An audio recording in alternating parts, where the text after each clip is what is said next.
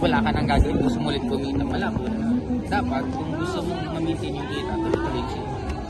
Tama. Kasi ako, ganun lang naman. Kada Joseph.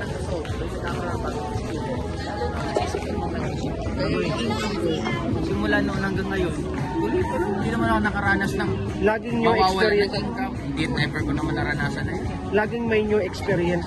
Basta pag may mga new experience or new results, mas lalo kang magiging better na person, better na apply.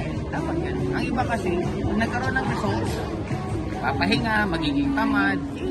Bottom line, aanihin naman natin lahat ng tinatanim natin. Yung pag naging tamad, ibig sabihin, hindi mo na-appreciate yung result ang meron sa'yo. Kaya anong gagawin? Tatanggal.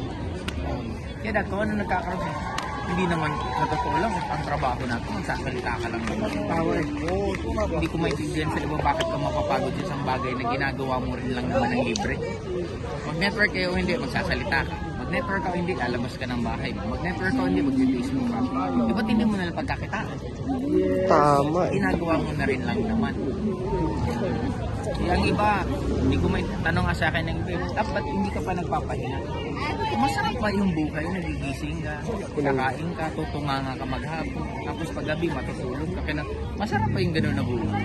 Sabi niya, hindi ko, ba't mo ka gusto magpahinga?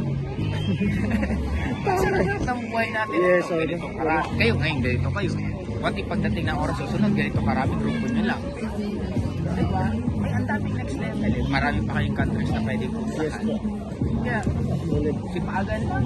Yun lang naman. Wala naman ibang talagang sa 21 years ko sa industry. Isa lang alam mo, magsipag ka lang. Sigurado may result. Yes, up. Thank you, up. Grabe. Naka-video pa ka. Mentoring pa. On the spot mentoring guys. With mentor Josephine. Nakakilig umataw. Kasi wala eh. Passion na talaga.